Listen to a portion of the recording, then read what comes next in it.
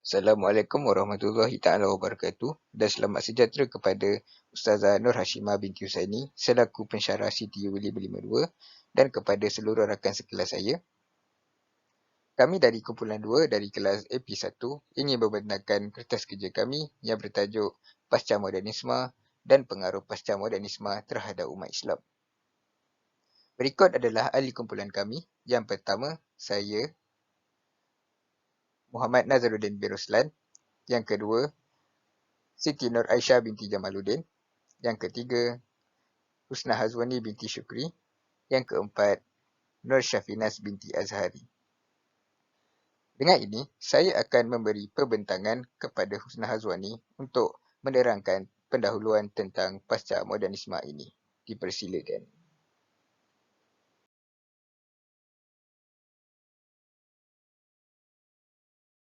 Pasca modernisme bukanlah teori maupun konsep, namun demikian, pasca modernisme lebih menjurus kepada suatu sikap atau minda yang skeptikal, iaitu ragu-ragu atau estetika, iaitu nilai yang menolak segala bentuk teori yang menerangkan kepada fenomena sosial. Kata-kata tersebut merupakan gambaran pendapat daripada tokoh Gary Minda berkenaan dengan pasca modernisme. Beliau menyatakan bahawa pasca modernisme ini ialah sangat sukar untuk didefinisikan dan merupakan satu idea yang sangat tidak jelas pada masa kini yang mempengaruhi umat Islam. Kemunculan aliran pasca modernisme yang sedang berkembang pada masa kini seringkali dianggap dan dinilai sebagai suatu bentuk rekreasi atau cabaran terhadap pemikiran yang wujud dalam aliran modernisme. Hal ini telah menyebabkan aliran pasca modernisme telah banyak meresap masuk ke dalam pelbagai bidang ilmu seperti kerohanian, agama, pendidikan, kesenian dan kebudayaan serta telah menyebabkan banyak perubahan yang berlaku dalam pelbagai bidang. Pertumbungan yang telah berlaku antara kedua-dua aliran tersebut juga akhirnya telah membawa kepada perbincangan antara tokoh-tokoh bagi mengatasi masalah tersebut. Namun demikian, perbincangan tersebut mendapat pandangan yang berbeza antara tokoh-tokoh ilmuwan tersebut. Ramai di kalangan intelektual yang cuba membuat perbincangan antara mereka daripada pelbagai aspek perkembangan dan kemajuan dunia kini. Perbincangan yang dilakukan juga termasuklah berkaitan dengan gaya hidup dan keperluan masyarakat pada masa kini bagi mengelakkan berlakunya kemerosotan dan kemusnahan gaya hidup dan keperluan masyarakat pada masa kini. Kebebasan juga merupakan elemen yang sangat penting yang telah didukung oleh aliran pasca modernisme untuk menjaminkan kesejahteraan negara umat Islam kini dan pada masa akan datang.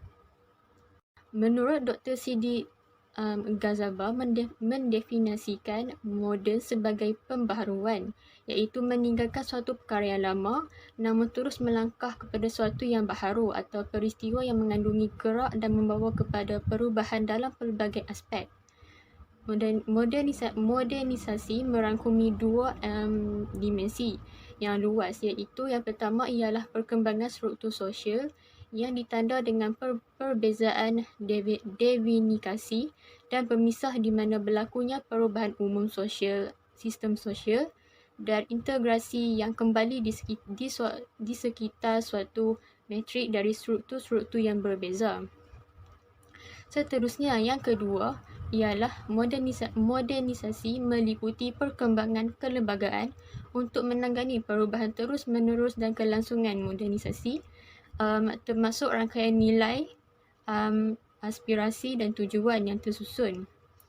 Oleh itu, kumpulan kami akan membincangkan dengan lebih mendalam tentang modernisasi dalam kerja khusus ini. Antara objektif kajian ini adalah yang pertama, faktor yang mempengaruhi modernisasi terhadap umat Islam. Yang kedua, kesan negatif pasca modernisasi. Dan yang terakhir, langkah untuk menangani penularan pasca modernisasi.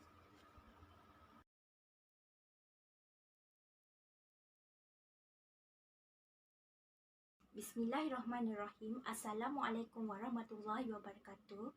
Saya Siti Aisyah binti Jamaluddin dan saya akan membentangkan mengenai penyataan masalah yang sering dihadapi di dalam paskamodernisme ini. Semasa alam zaman paskamodernisme ini sedang membangun dengan pesat, aliran ini lebih banyak menyerap masuk ke dalam pelbagai bidang ilmu umat Islam seperti kerohanian, keagamaan, pendidikan, kesenian dan kebudayaan, serta banyak lagi bidang lain yang telah dipelopori oleh aliran pemikiran moden sebelumnya ini. Umat Islam banyak melihat bahawa agama seolah-olah tidak memainkan peranannya lagi dalam mengatur kehidupannya, tetapi sebaliknya, kemajuan adalah elemen yang paling penting pada zaman paskamodernisme ini. Ia juga lebih membawa makna bahawa gaya hidup yang penuh dengan alam kemewahan sebagai suatu gaya hidup yang terbaik dan paling baik. Dalam paskamodernisme ini mempunyai kepelbagaian yang wujudnya beberapa perbezaan dalam bidang-bidang tersebut. Paskamodernisme ini juga mempunyai banyak masalah yang dihadapi, terutamanya kepada umat Islam di zaman tersebut. Masalah yang dihadapi mempengaruhi paskamodernisme dalam kalangan umat Islam. Permasalahan yang jelas ialah dalam bidang aliran agama. Paskamodernisme ini lebih berbahaya sekali kerana ia sebenarnya melibatkan dalam kepercayaan masyarakat yang telah menganggap sebagai perkara yang terpenting dalam kehidupan seharian mereka. Penolakan idealisme paskamodernisme dalam perkara-perkara universal, penafian terhadap realiti sebenar, tentangan kepada relatif besar dan sebagainya yang telah membawa banyak kesan dan pengaruh besar terhadap segala bentuk kepercayaan dan kebudayaan dalam sesebuah masyarakat. Paling utama lagi apabila ia berhubungkan kepada agama Islam itu sendiri. Penentangan kepada elemen yang universal ini adalah berdasarkan kepada penolakan tentangan dalam suatu sistem yang menuju kepada satu bentuk kebenaran dan kepercayaan yang sama ada kepada umat Islam. Idealisme paskamodernisme ini ianya banyak menitik beratkan hal individu yang di mana pentafsir hanya mutlak kepada semua perkara yang sudah berlaku terhadapnya. Hal ini boleh menyebabkan terjadinya suatu bentuk kepelbagaian pentafsiran tentang sebuah makna kebenaran bagi setiap individu dan ia bukanlah berdasarkan kepada suatu norma yang sama bagi setiap individu. Penyataan yang kedua ialah cabaran yang dapat diatasi terhadap umat Islam. Permasalahan tersebut dapat ditangani dengan segera sekiranya semua umat Islam bertanggungjawab menangani kekangan masalah ini. Antara punca cabaran yang dapat diperolehi dalam paskamodernisme ini adalah seperti menjaga identiti atau kelainan diri sendiri dengan orang lain, menjaga struktur budaya dan tradisi mengenai moral dan etika. Identiti diri dan sejarah perlu dikukuhkan dan diperkuatkan supaya ianya menjadi signifikasi dan berkait rapat dengan kehidupan manusia. Individu sendiri juga perlu selalu mengkomunikasikan mesej moral. Paskamodernisme ini memelihara struktur klasik dan moden yang mendominasi dan menekan manusia. Kepercayaan umat Islam dalam paskamodernisme ialah tidak mempercayai apa-apa dan siapa. Umat Islam perlulah menghadapi cabaran dalam keadaan tiada makna dan hidup secara sedar, kreatif melalui membuat, membina dan menampak sesuatu keputusan yang lebih baik dan bijak.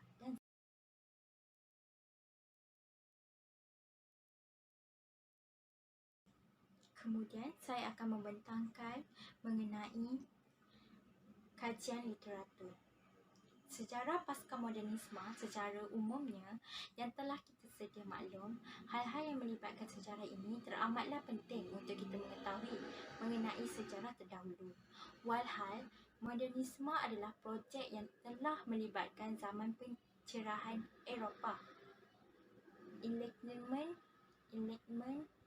yang telah banyak tertumpu melalui akal melibatkan secara rasional dan kebolehan manusia mencapai kebenaran dan kesejahteraan hidup semasa zaman Eropah terdahulu. Pemikiran permulaan modernisme ini banyak tertumpukan kepada sebuah bentuk positivism yang di mana banyak andaian asas yang terdapat dalam Saleh Yaqbar 1996 muka surat 29 hingga 36 seperti keraguan kewujudan Tuhan dan realiti yang lebih tinggi, alam semesta yang muncul secara mekanistik dan tersusun oleh undang-undang tertentu yang melibatkan sebagai Newtonian universal. Seterusnya, meyakini bahawa otak manusia mampu memahami kenyataan fenomena alam secara tersendiri. Kemudian, bermulalah pula munculnya aliran pasca modernisme yang berlaku pada tahun 1960-an dan 1970-an. Aliran ini telah memberi cabaran dasar intelek pemikiran modernisme yang sedia ada wujud.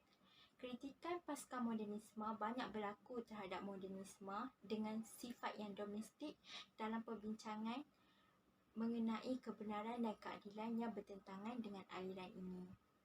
Pasca modernisme juga lebih tertumpu kepada masalah dilema, membina keraguan, kecurigaan dan kesangsian yang berlaku dengan kaedah pembuktian saintifik aliran modernisme sebelumnya. Ia telah menjadi cenderung dalam aspek skeptikal dan pesimis yang melibatkan kebolehan dan kemampuan akal secara rasional terhadap manusia. Pengaruh Barat banyak memberikan kefahaman melalui proses sejarah di mana tamadunnya melibatkan orientasi yang berlainan. Hal ini juga memberi persamaan kepada sejarah tamadun Islam. Di zaman dahulu, pengaruh zaman Barat banyak membangkitkan ilmu Islam, lebih berada dalam zaman kegelapan dan jahiliah.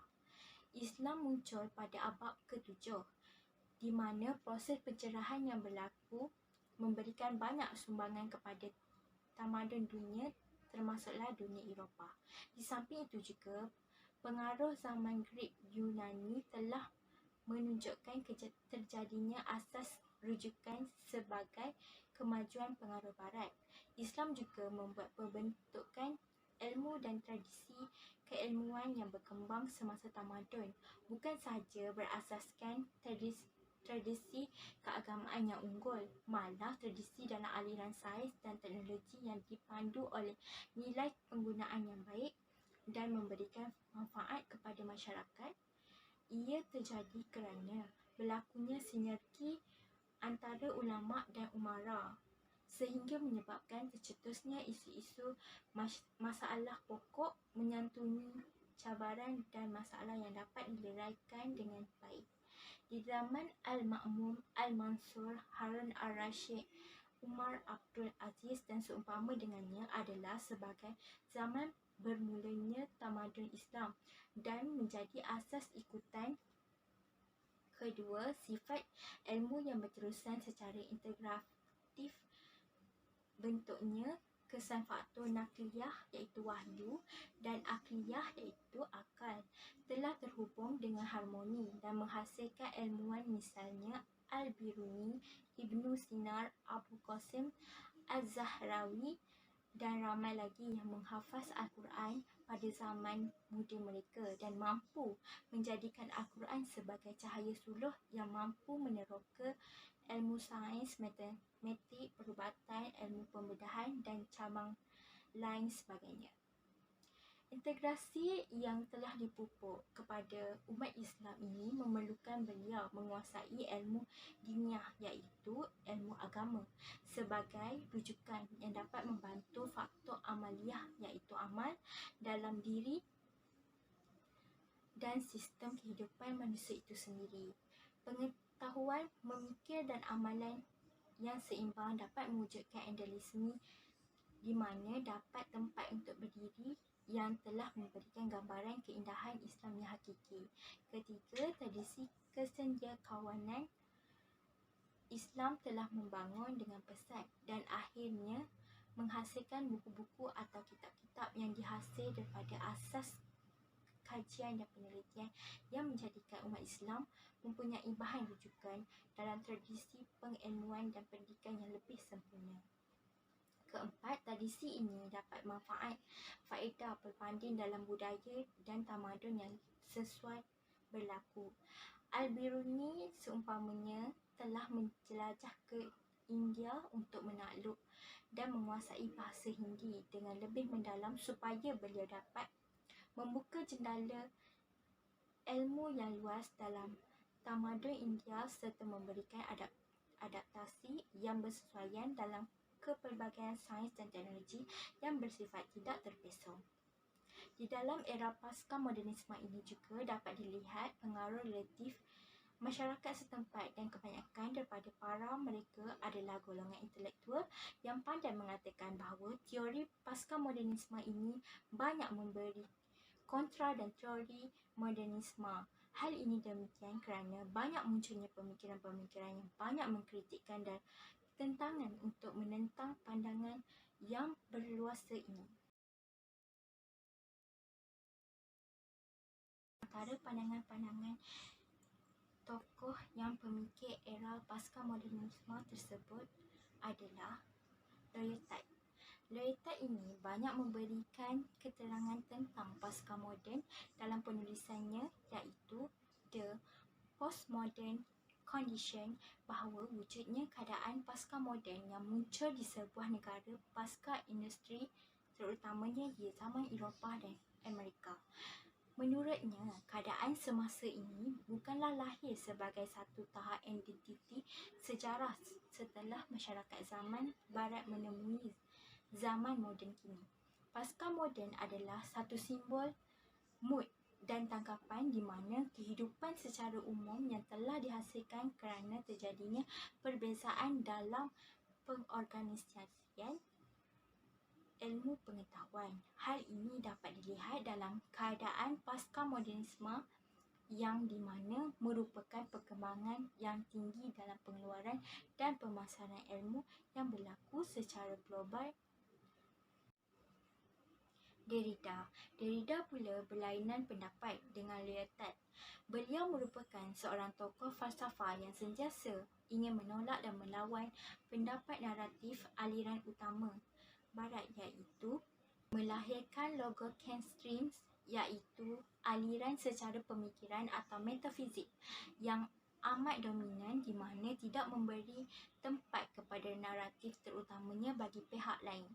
Naratif yang berbentuk menerusi konsep kontrak sosial yang telah diperkenalkan oleh Jean-Jacques Rousseau, iaitu ahli falsafah dari Perancis pada abad ke-18 yang sering menjadi sasaran deconstruction. Jelas diketahui bahawa Derrida tidak mahu terusan terikat dalam kontrak sosial yang telah kian lama mengikat pemikiran masyarakat moden Barat. Beliau merasakan bahawa masyarakat ingin berusaha untuk melepaskan diri mereka daripada ikatan kontrak dan falsafah moden yang terlalu lama telah mengongkong keinginan pemikiran lain yang telah berbeza pencenggahan dengan pendapat beliau. Seterusnya, Jean Baudrillard. Jean Baudrillard mempercayai bahawa media elektronik semakin memusnahkan perhubungan manusia dengan latar belakang sejarah mereka dan membina keadaan yang menjadi huru-hara. Baudrillard mengakui bahawa teori Marxist telah diolahkan menjadi kehidupan masyarakat yang banyak mempengaruhi ekonomi sedia ada. Kemudian, pihak berkuasa telah membuat pembentukan imej dan simbol yang bukan sebaliknya berdasarkan pendekatan strukturalisme ini memberikan pendekatan bahawa makna dan maksud yang telah diolah dan dicipta dalam hubung kait manusia adalah dari sumber yang secara verbal dan bukanlah dari segi yang realiti luaran. Menurutnya, pendapat beliau bahawa makna yang telah diolah dan dicipta oleh aliran imej ini dapat menciptakan sebuah rancangan televisyen yang menggunakan kaedah imej mencetuskan sesuatu makna yang lebih tersurat dan tersirat. Di samping itu, persoalan kehidupan peribadi dan sosial manusia juga memberikan jaminan imej untuk ditunjukkan atau dipaparkan di media. Oleh hal demikian, ia juga dapat dijadikan persekitaran mereka adalah dari sesuatu bentuk yang dicipta, boleh berlaku secara langsung, serta media yang disiarkan itu memberikan banyak pengaruh pemikiran dan tingkah laku manusia yang berlainan dalam berdasarkan pengalaman mereka sendiri. Dengan keadaan yang telah dinyatakan ini, beliau telah menyebutkan bahawa sebagai tanda dissolution of life into theory, dengan terjadinya prinsip pasca-modernisme ini dapat mewujudkan penentangan secara menyeluruh dengan penuh terhadap pemikiran yang terjadinya akar tunjang kepada zaman pencerahan atau dipanggil the era of Enlightenment di Eropah dan kemegahan yang terunggul tamadun, budaya dan masyarakat Eropah yang telah mengecilkan serta menjatuhkan taraf kedudukan dan cara pemikiran dan budaya yang berbeza.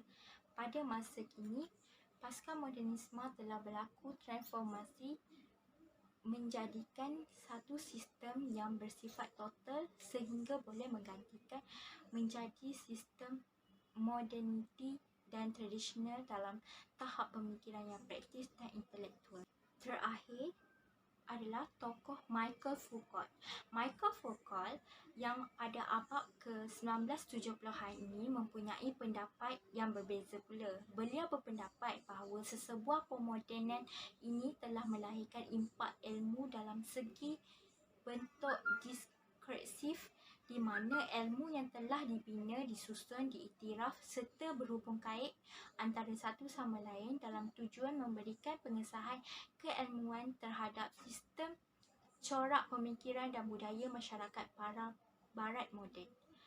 Hal ini juga disebutkan oleh Michael Foucault bahawa terdapat organisasi keluarga yang di mana semakin luntur ataupun sudah berubah dan berbeza kerana digantikan oleh organisasi secara moden yang telah melibatkan penjara, sekolah dan hospital yang memainkan peranan dalam mengawal masyarakat. Oleh sebab itu, kebiasaannya, individu bebas untuk muncul dalam era moden yang melibatkan disiplin dan pengawasan yang bersesuaian.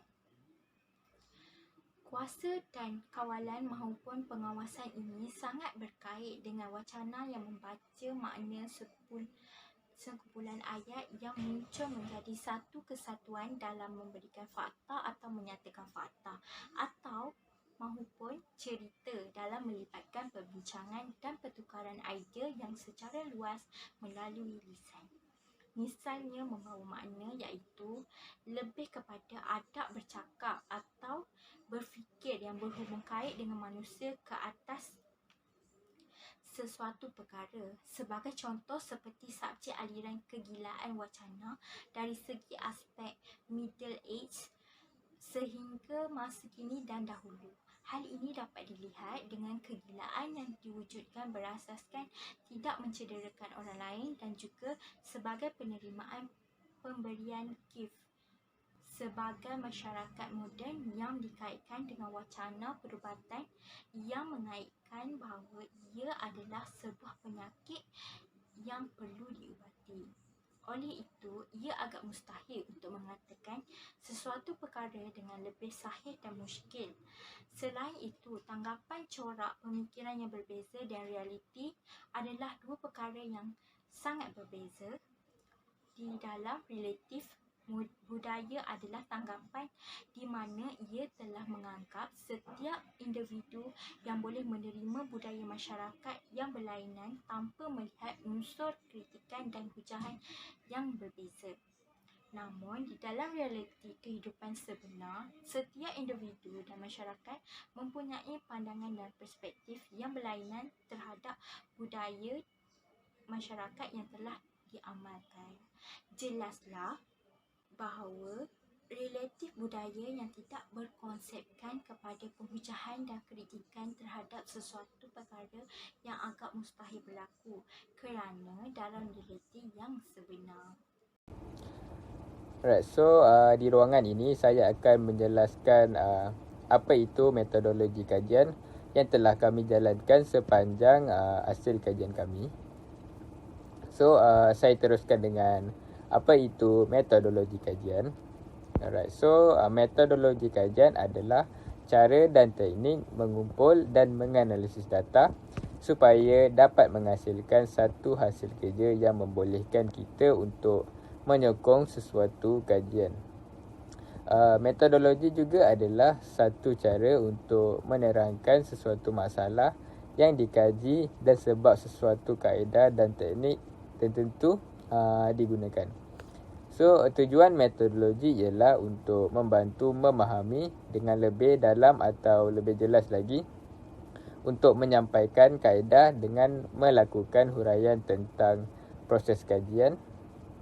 Dan kajian ini dilaksanakan untuk memahami tentang faktor-faktor yang mempengaruhi pasca modernisme terhadap umat Islam kerana ia sukar untuk didefinisikan dan merupakan idea yang sangat tidak jelas. Apa yang dimaksudkan saya ialah banyak faktor-faktor yang mempengaruhi pasca modernisme, antaranya ialah penemuan, perkembangan dan penguasaan dalam bidang ilmu pengetahuan dan teknologi, perkembangan bidang politik serta ideologi iaitu demokrasi dan sebagainya. Tetapi pasca modernisme banyak meninggalkan kesan terhadap ekonomi, sosial, politik dan agama Islam. Oleh itu, kami telah menjalankan kajian dengan beberapa metod untuk mengenal pasti punca yang mempengaruhi pasca modernisme terhadap umat Islam. Antara metod yang kami pakai adalah kuantitatif, kualitatif dan dokumentasi. Untuk kuantitatif, kami menggunakan sumber daripada buku, laman web dan bahan rujukan. Begitu juga dengan kualitatif. Dan untuk dokumentasi, kami menggunakan sepenuhnya dari sumber YouTube. Untuk kualitatif, melibatkan metod pengumpulan data dari buku, laman web dan bahan rujukan dari perpustakaan. Kami perolehi data kualitatif dari cara pemerhatian dan analisis dokumen.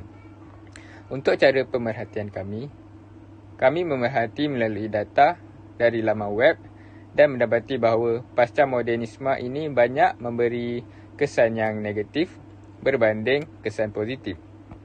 Pada era ini kerana berdasarkan hasil kajian kami, yang kami dapati bahawa Islam pada zaman ini mudah terpengaruh dengan budaya barat dan budaya barat ini telah berjaya merosakkan pemikiran orang Islam sehingga orang Islam merasakan agama itu adalah kekangan bagi kebebasan.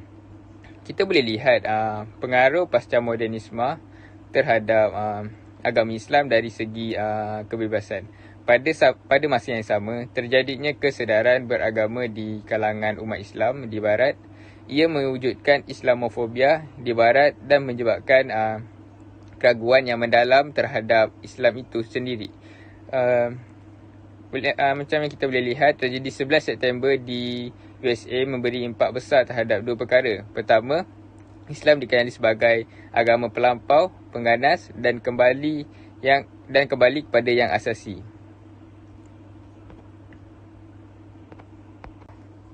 Untuk kuantitatif pula, selain memerhati data dari sumber buku, laman web dan bahan rujukan dari perpustakaan, kami juga menganalisis dokumen dengan menggunakan kaedah induktif, iaitu melibatkan aktiviti mengumpul dan menafsir maklumat-maklumat, kemudian membuat kesimpulan. Dalam pemilihan isu, perlu ditegaskan bahawa skop kajian memfokuskan analisis terhadap pandangan radikal para pemikir pascamodernisme berkaitan isu gender menurut perspektif golongan dinyatakan. Isu-isu ini menjadi sasaran dan fokus disebabkan peruntukan undang-undang atau hukum mengenai gender dilihat sebagai kayu ukur utama dalam tentukan sejauh mana sesebuah sistem undang-undang sebagai progresif dan maju. Sebagai isu utama, kajian ini mencari titik asas pemikiran pascamodernisme dan wujudnya dalam aliran fikiran hukum dalam memulakan tradisi kesenian, kebudayaan dan intelektual Islam. Bagi melihat secara lebih dalam, tindakan dekonstruksi para fikiran Muslim pascamodernisme pada bangunan hukum Islam klasik, ketelitian kepada isu atau hukum mengenai jantina, khususnya mengenai perempuan, telah dibuktikan. Dalam pada itu, isu jantina ditekankan disebabkan wanita dianggap sebagai unsur diskriminasi oleh sistem perundangan Islam klasik yang mendahulukan unsur lelaki yang menjadi logosentrisme dalam karya-karya fiqh klasik. Oleh itu, pemikir pascamodernisme adalah berbentuk kritik atau tafsiran terhadap nas syarak yang berkaitan dengan perempuan. Selain itu, kami juga menggunakan kaedah kuantitatif dengan mengkaji bilangan atau populasi bilangan orang Islam yang terpengaruh dengan kehadiran pascamodernisme, modernisasi dengan membuat perbandingan zaman dahulu dan zaman sekarang. Kami menggunakan penyelidikan deskriptif di mana tujuannya adalah untuk menggambarkan ciri-ciri populasi, fenomena atau pengalaman untuk kajian yang dilakukan. Dalam penyelidikan ini, kami mengkaji, menganalisis dan mentafsir fakta untuk mengetahui sejauh mana fenomena, proses dan kaedah yang berlaku dalam pascamodernisme ini. Dalam penyelidikan ini, kami dapati bahawa peratusan orang Islam yang terpengaruh oleh pascamodernisme ini pada masa kini lebih ramai berbanding dahulu. Ini kerana pascamodernisme hakikatnya adalah agenda barat kerana penolakan terhadap Kristianiti telah lama berlaku, sedangkan kebangkitan Islam iaitu Islamic Revival yang cuba mencari baharunya semenjak 40 tahun yang lalu sedang memperlihatkan imejnya. Walaupun keadaan di sesetengah negara, umat Islam berada dalam situasi yang amat tidak stabil. Apa yang berlaku di negara-negara umat Islam di Asia Barat tidak terlepas daripada perancangan Barat terhadap Islam. Ancaman yang mereka hadapi tidak sangat Kristianiti atau fahaman komunisme, tetapi fahaman kapitalisme atau dukungan rasional semata-mata yang cenderung menyuburkan budaya hedonistik bakal menjebak Barat ke arah kemuflisan moral. Barat menyadari Islamofobia ini adalah pancaran dendam Salibiyah yang sangat lama dan kecenderungan menjadikan Barat sebagai segala-gala. Dendam Salibiyah mengambil bentuk baru, iaitu bukan sahaja menolak agama Kristian tetapi menolak apa sahaja yang berbentuk agama. Assalamualaikum warahmatullahi wabarakatuh. Saya Nur Syafinas ingin membentangkan hasil dapatan kajian kami. Dapatan kajian kami berkaitan dengan pengaruh pascamodernisme terhadap umat Islam. Dapatan kajian ini sepenuhnya berdasarkan pencarian maklumat daripada sumber internet dan juga rujukan daripada buku ilmiah dan beberapa buku rujukan yang lain. Selain memerhati atau mencari data daripada sumber buku, laman web, bahan rujukan daripada perpustakaan, kami juga turut menganalisis dokumen dengan menggunakan kaedah induktif, iaitu melibatkan sedikit aktiviti mengumpul dan menafsir maklumat-maklumat bagi membuat kesimpulan untuk dapatan kajian ini. Bagi objektif yang pertama, iaitu faktor yang mempengaruhi modernisasi terhadap umat Islam dalam meniti arus pemodenan, sudah menjadi tanggungjawab kita yang hidup dalam era modernisasi ini untuk mengetahui sebuah sedikit berkaitan modernisasi. Berdasarkan hasil pencarian maklumat melalui internet bagi tujuan merungkai faktor-faktor yang mempengaruhi modernisasi terhadap umat Islam, kami menemui beberapa faktor besar yang menjadi pengaruh modernisasi. Antara faktornya iaitu perkembangan dalam bidang pelaksanaan iman dan ketakwaan kepada Tuhan Yang Maha Esa. Faktor kedua iaitu globalisasi. Globalisasi yang dimaksudkan berkait rapat dengan salah satu sunnah Nabi Muhammad SAW, iaitu perubahan dan penghijrahan. Disebabkan oleh globalisasi ini juga, agama Islam dipersoalkan tentang posisinya dalam kehidupan moden oleh pemeluk agama Islam yang mengalami perkembangan moden kerana terdapat tradisi lama berunsur tahyul yang bersependapat bahawa ianya kurang rasional dan perlu diganti dengan tradisi yang lebih rasional pada masa kini. Walaupun begitu, modernisme itu sendiri perlu dijadikan titik ujian bagi umat Islam bagi menyampaikan ajaran Islam dengan lebih menyeluruh. Faktor berikutnya yang mempengaruhi modernisasi terhadap umat Islam iaitu wujudnya kemajuan di bidang ekonomi. Kemajuan yang dimaksudkan adalah penerapan sistem yang lebih efisien bagi menjamin produktiviti yang lebih tinggi. Bagi objektif yang kedua pula, iaitu mengenai kesan-kesan negatif pasca modernisasi. Kesan ini dapat diklasifikasikan kepada 3 bahagian, iaitu modernisasi politik, modernisasi sosial dan modernisasi ekonomi.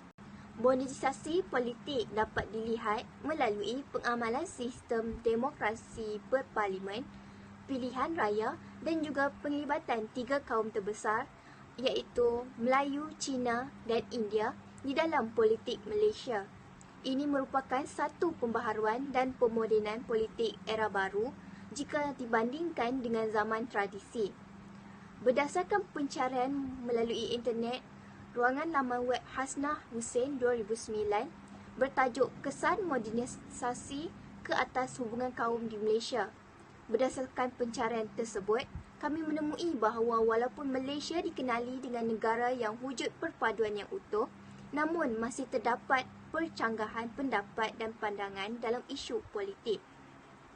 Modernisasi sosial dapat dilihat daripada pembaharuan dari aspek pendidikan, tempat tinggal, hubungan dan sebagainya.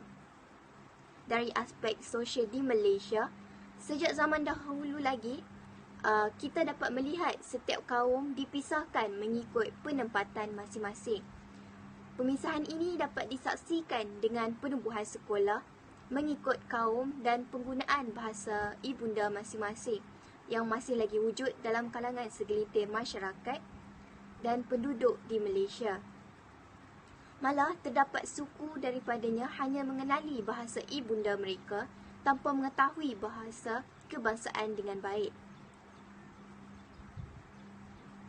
Modernisasi ekonomi bermula apabila wujudnya hubungan perdagangan, pertukaran mata wang, modal dan buruh secara intensif.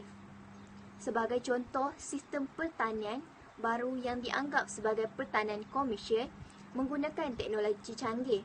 Namun di sebalik perkembangan tersebut, wujud masalah kepada para petani seperti masalah pertukaran guna tanah, masalah dalam sistem pengairan, subsidi yang tidak seimbang yang diberikan oleh kerajaan kepada para petani dan sebagainya. bagi objektif terakhir iaitu langkah-langkah menangani penularan pasca modernisasi. Pasca modernisasi pada mulanya berdiri untuk menentang secara menyeluruh pemikiran yang berakar umbikan pada zaman dahulu di Eropah dan kemagahan tamadun budaya masyarakat Eropah yang mengecilkan dan menjatuhkan taraf dan cara pemikiran budaya lain. Namun kini, pasca modernisasi telah ditransformasikan menjadi satu sistem yang menyeluruh sehingga boleh menggantikan sistem modernisasi yang lain. Oleh itu, langkah-langkah yang sewajarnya perlu diambil bagi menangani penularan pasca modernisasi. Ini berdasarkan pencarian kami telah menemui langkah yang terbaik dan seterusnya langkah yang sewajarnya diambil bagi menangani penularan tersebut. Antara langkah-langkahnya ialah yang pertama, mempromosikan budaya sendiri dan membuat penambahbaikan. Yang kedua, menjaga identiti dan kelainan diri kita sendiri. Yang ketiga, menjaga struktur budaya, tradisi, mengenali moral dan juga etika. Yang keempat, bersatu padu mewujudkan budaya setiap kaum atau erti kata lain bersatu hati. Yang kelima, memelihara struktur klasik di samping menekankan sedikit unsur moden. Dalam kajian saya yang saya telah jalankan ini, apa yang saya dapat rumuskan ialah pasca modernisme ini banyak memberi kesan negatif terhadap umat Islam sebagaimana yang boleh dilihat dari segi sosial, politik, ekonomi, seni bina dan pendidikan. Ini disebabkan kerana pasca modernisme ini adalah sesebuah konsep yang banyak bercanggah kepada ajaran Islam kerana konsep ini telah dibawa sepenuhnya oleh orang Barat. Orang Islam masa kini lebih mudah terpengaruh berbanding masyarakat Islam zaman dahulu kerana sifat sayang kepada Islam lebih kuat berbanding sekarang. Kerana orang Islam masa kini mengambil perkara ini sebagai perkara yang biasa dan remeh sehingga sanggup mengikut budaya Barat. Bukan itu sahaja, mereka merasakan agama adalah punca kepada mereka untuk bebas. Sebagaimana yang kita tahu, remaja biasanya adalah bersifat inginkan kebebasan. Oleh itu, dengan sifatnya ini membawa mereka kepada mudah terpengaruh dengan kedatangan pasca modernisme ini. Selain itu, kedatangan pasca modernisme ini juga menyebabkan umat Islam tidak percaya dan meragukan dengan kebenaran sains, teknologi dan falsafah. Oleh sebab itu, pasca modernisme dapat banyak ketentangan daripada banyak tokoh kerana mereka berlainan pendapat. Apa yang dapat saya simpulkan di sini adalah kedatangan pasca modernisme ini banyak memberi kesan buruk terhadap negara Islam dan boleh membuatkan sesebuah negara itu menjadi huru-hara kerana pengaruh pasca modernisme ini boleh mempengaruhi dari aspek ekonomi, politik, sosial maupun pendidikan. Oleh itu, apa yang saya ingin huraikan ialah ilmu itu sangat penting dalam hidup kerana tanpa ilmu, kita mudah ditipu dan ditindas. Oleh itu, tuntutlah ilmu sebanyak mana yang kita boleh memperoleh agar hidup kita akan terjamin.